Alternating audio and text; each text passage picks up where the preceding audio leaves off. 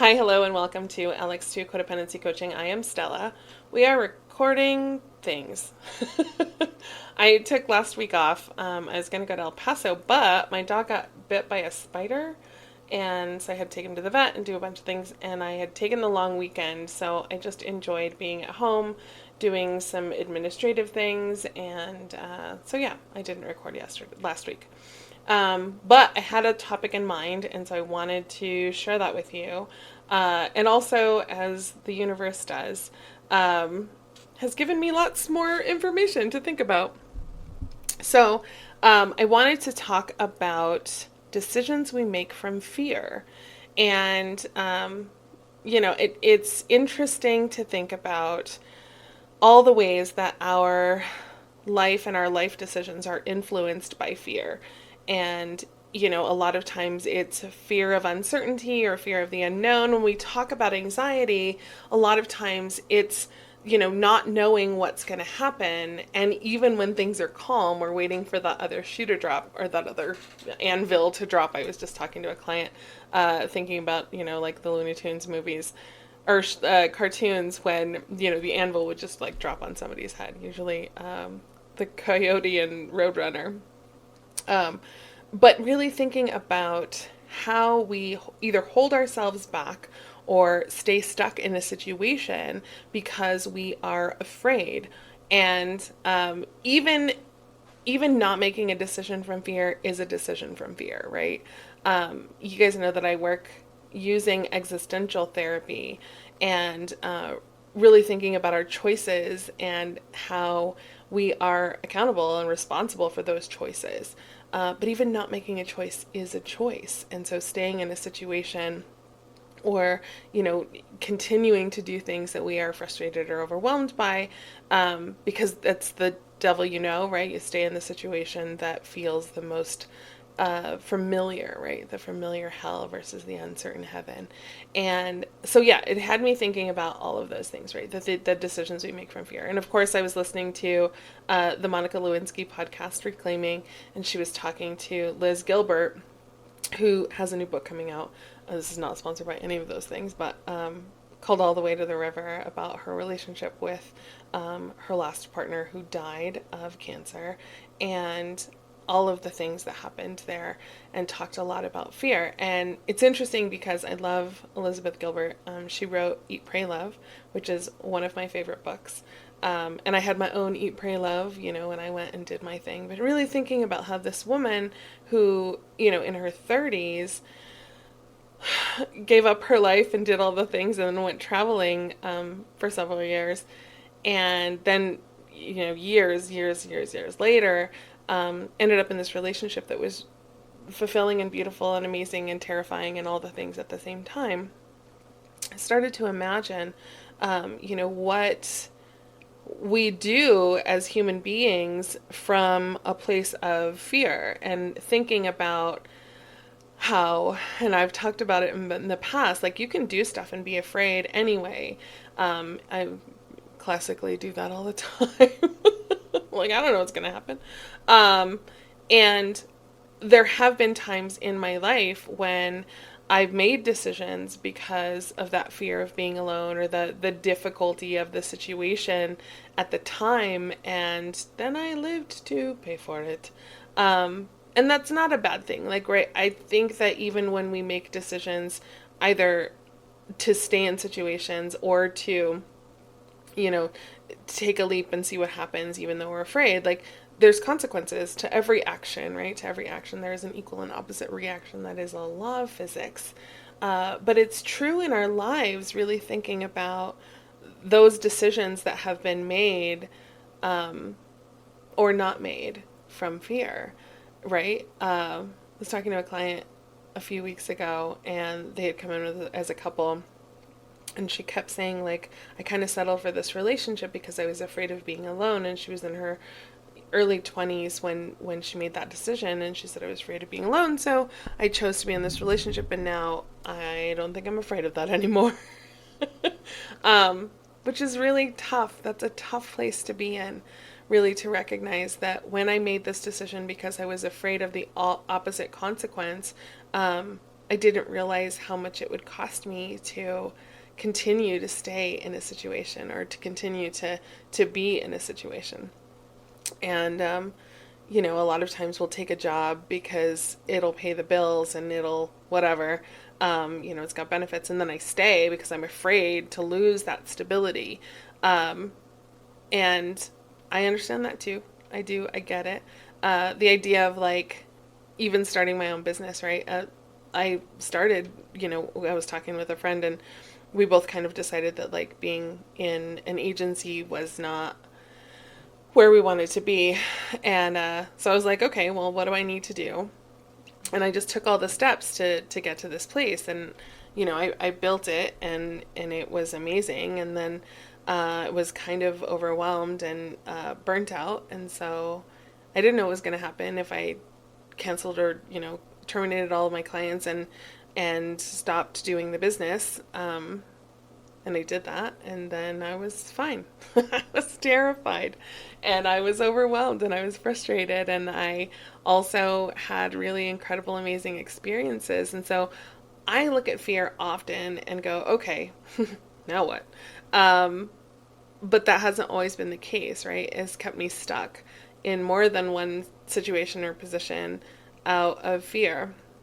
I remember I was pregnant with my daughter, and I didn't want to be pregnant and alone when all of my friends were going to college and doing stuff. I was 19 when I got pregnant, 20 when I had her, and I remember thinking, I am so afraid and embarrassed and ashamed of this situation, and so I moved to Denver, and I took a job at Village Inn as a hostess, and I just stayed there I convalesced in Denver where I, was pregnant and alone and afraid most of the time.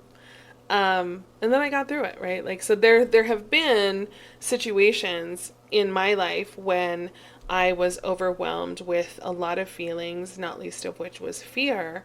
And then I did the thing anyway. And as I do this job, I hear lots of people's stories of things that they did in the face of being afraid, being, uncertain of what the future is going to look like. And so a lot of times we'll make those choices to either numb out that feeling or to, kind of sit in it and have it keep us stuck. Like, I don't know what's going to happen, so I'm not going to do anything.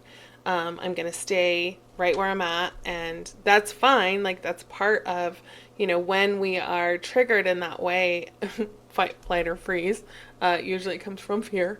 But freezing is a viable option, right? I'm just going to stay here. I'm going to put up with this familiar hell of whatever the situation is, right? This job that I hate, this relationship that is unfulfilling, the whatever it is, right? I'm going to stay doing this thing because I don't know how to or what it will look like if I make a different choice. If I choose to start something different or apply for a different job. There's so many different parts that go into those decisions, and really thinking about how do I make this different and also do it afraid. And I advocate for doing things afraid. I don't know if I think I've shared with you guys, but I share everything with you guys, but I love horror movies. They're just so fun for me. And even the bad ones. And really thinking about I'm the kind of person that's get out of there, or don't go back in there, or that seems like a bad idea, right? But it's a film and I'm not in the situation, but I like being scared. I love a jump scare. I love not knowing, all of those things. And maybe that's what's helped me to do things afraid in my life.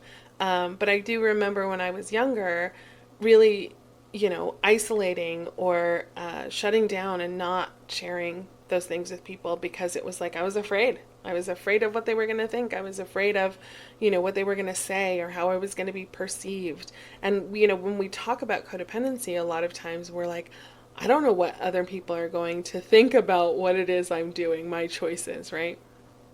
I want to fit in. I want to belong. I don't want to hurt anybody's feelings. I'm afraid, right? And so I remember that, and I do, again, because I do this job, I hear lots and lots of people have faced their fear and made a different choice, left a situation, said things out loud, did those really hard things, and then their life changed. I didn't say it got better. It did eventually get better, right? Or sometimes it got worse and then it got better. That's kind of the way, that's kind of the way the road goes, is like you just never know.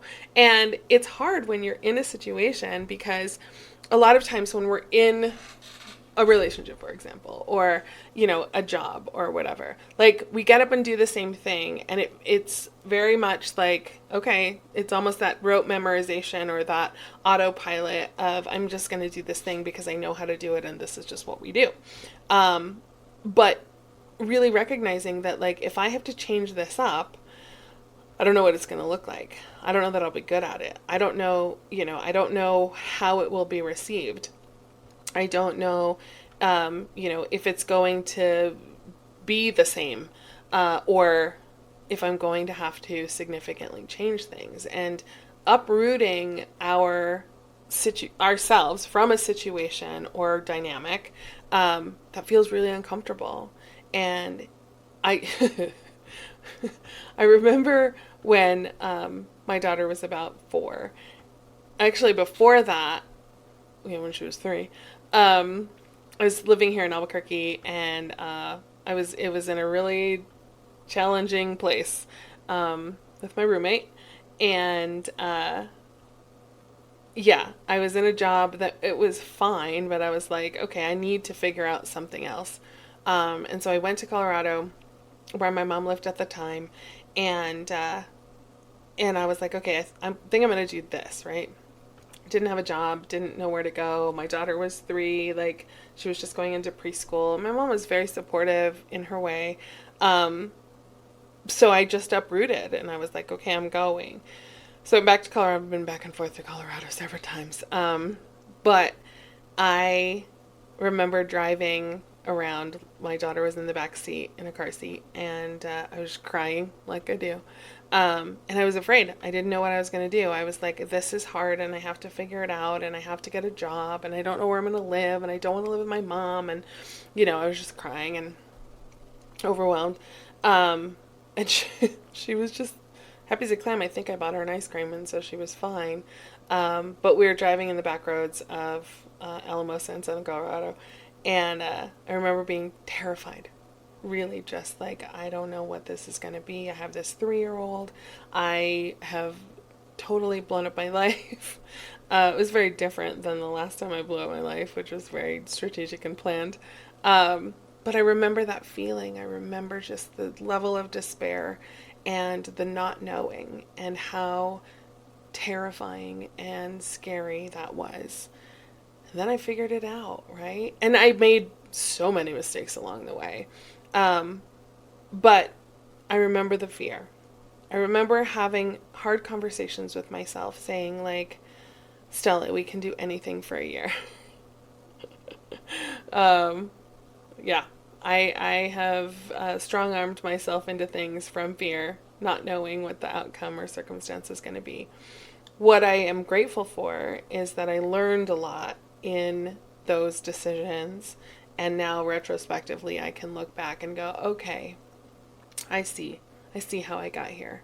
And I teach that resilience to clients when we talk about their story, and we look at different circumstances or situations where they were afraid, and then they did something they didn't think they could do, and they overcame whatever the situation was, right? Usually I see adults or teenagers.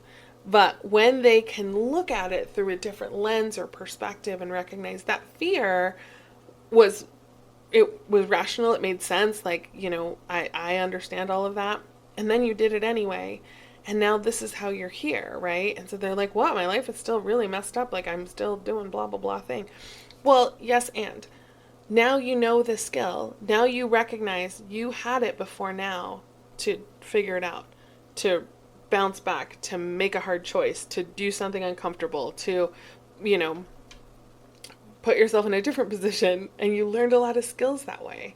And I recognize that, you know, if I can teach someone that, if I can have them look back and go, okay, based on the history, based on your experience, I didn't realize I survived that. Okay, we can move forward.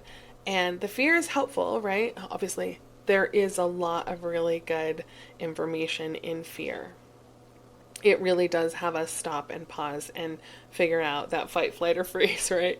And really recognize, okay, like, what do I need to do to either get through this situation or get to the next situation? And it is helpful information, but it is not helpful to stay there, right? It's not helpful to stay stuck in that freeze position and then not do anything or continue doing the same thing, breaking your own heart, hurting yourself. A lot of times we'll stay in a situation because we think that's what we deserve. We think that this is as good as it's going to get, and so this is just where I'm going to be. Or I'm not worthy of or deserving of anything better, and even though this sucks, this is as good as it's going to get. Well, that is a choice, but it's not the only one. And so when you can start to go, okay, I know as I go through the checklist of like, I think this is all I deserve, but I know that there's something else out there. I know that there's bigger and there is a life that does not look like this. How do I get to that other side? And is it just taking a step in the dark and hoping that you will figure it out? Sometimes. Or sometimes it's strategically, planning every step, and that's okay, doing that too. But it's taking the step. Like, you have to do something. And, it could be the wrong thing, right? But if you're already in a wrong thing and you do the next wrong thing, that's okay too.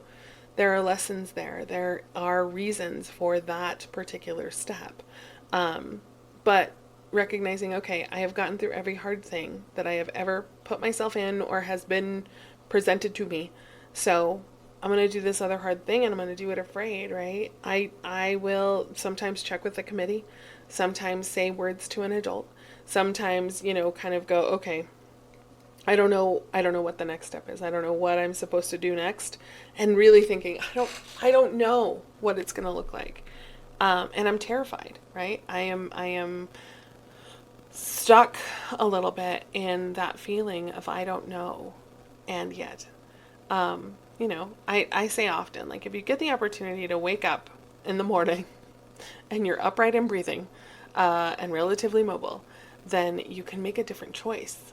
You can make a decision to either behave differently or challenge yourself to do something new, even if it's just taking that first step of, all right, I'm going to make a phone call and see what happens, right? I'm going to look on the Google machine and see what my options are. I'm going to talk to my really smart friends and let them know what's going on so that they can support me through these really challenging things.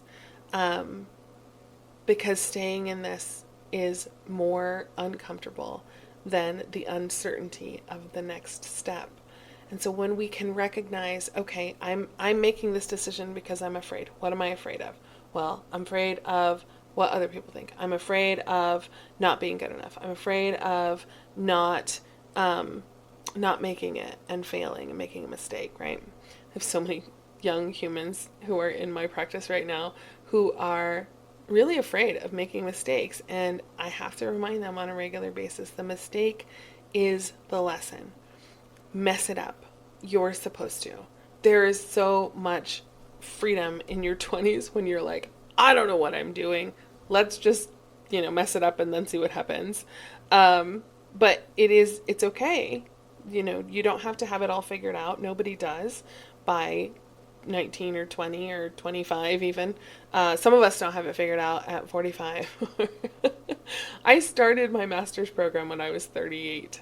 38? 39. 38, I think, because I wanted to have my master's before I turned 40. And I did it. Like, I've gotten my 2 degrees and my licenses and all the things. And I didn't really have a clue when I was starting things how it was going to work out. And things happened along the way that threw me off or challenged me or tested my resilience. And so now, even though things happen and I get discombobulated, or, the crest of the wave happens and then I, get disoriented or whatever, I do recognize that being in that kind of situation or a series of those has made me a really good swimmer, has made me confident that I can figure it out and I will right myself again. And so, again, I've had a ton of experiences that tell me that, what I'm doing is not the right thing. And then I learn and I figure it out. And sometimes I, blow up my life and I change everything about it. And then I start over. And so that's the part where really recognizing I am not unique, right? This is not just a Stella situation. I have seen people over and over, and I tell you guys all the time, like, the thing I love about my job is to witness people's resilience, is to acknowledge that people figure things out. And I'm grateful to do that, right? I'm humbled often when people are like, hey, I need to come back in. Something is happening. And I'm like, okay. And so they'll, restate, like, this is what I know to be true, right? All of these things are true. How do I get through this situation? And then we work it out, right? So that's part of what my brain was thinking. So recently something happened and I need to make a decision. I need to change my office and find a different office. And I have been thinking that I don't know how much longer I'm going to be doing this job. I'm not quitting tomorrow. That's not happening. But I may be changing the way that I do things, or how often I'm seeing people, or even if I continue to see people full time. And again, that's terrifying. Like, I got an email yesterday, the situation in my office is going to change and I need to make a different choice. And so, yeah, I need to figure it out, and I will. Like, that's the thing. It's funny that I was going to have this conversation before yesterday happened. But again, I trust myself. I know that I will get through any hard thing. I just need to take a beat for a minute and just kind of sit and, like, oh, that sucks. And then, I'll write myself and figure it out. But I still have a job because I made one. But it was funny. So I think I told you, when I got my hand tattoos, my tattoo artist was like, you're going to get job stoppers. And I texted her back and I was like, girl, I haven't had a job in a minute. But now I'm thinking about getting a job, like just a regular job, obviously within the field. Maybe not. I don't know. But I have a lot of skills. And so, but now I have hand tattoos. Let's see if that limits my ability to get a job. I still have the ability to make a job. But again, this is that thing that, I could be afraid. And I am a little bit afraid, like a little bit terrified. But I'm also, like, talking to clients and letting them know and like, okay, this thing is happening. There could be some new roles in my life that are different and new, and I'm excited, right? I'm excited to see what that looks like. There was a few years ago where I was, like, terrified. I'm like, I don't know what that's going to look like. But now I am. I'm excited. And I've learned to kind of play in the fear of, like, okay. And there are people who, obviously, like, adrenaline junkies who jump off of buildings, or, jump out of planes, or parkour is very interesting. But yeah, there's people who do things that terrify them on the regular basis, and they do it because it's an adrenaline high.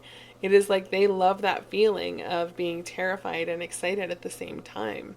And so there's people who absolutely, like, can play in that zone. There's also people who just kind of, make maybe dangerous and risky choices because they don't have the same trepidation or built-in mechanism that says this is a bad idea. Because even if they did, they would be like, I'm going to do it anyway. So I think that's the piece, is like figuring out what your relationship is with fear and how to strategically control what you can in the moment, and then take a step forward, even if the path is dark, even if you're not sure and uncertain about what it's going to look like. The fear is there to help us to pause for a moment and then make a decision. But if the fear is keeping you stuck, if the uncertainty of what could happen on the other side of that decision keeps you stuck in a situation that is a familiar hell, acknowledge that too, and recognize that, like, you can stay. I mean, obviously, I don't know how comfortable it is, but you can definitely keep doing it. Or you can be uncomfortable in a different way and go into the uncertainty.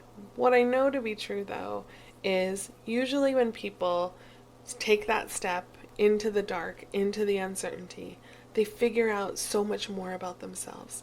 They learn about their own resilience. They recognize and can stand in their power and their ability to then look back and go, oh yeah, I did that thing.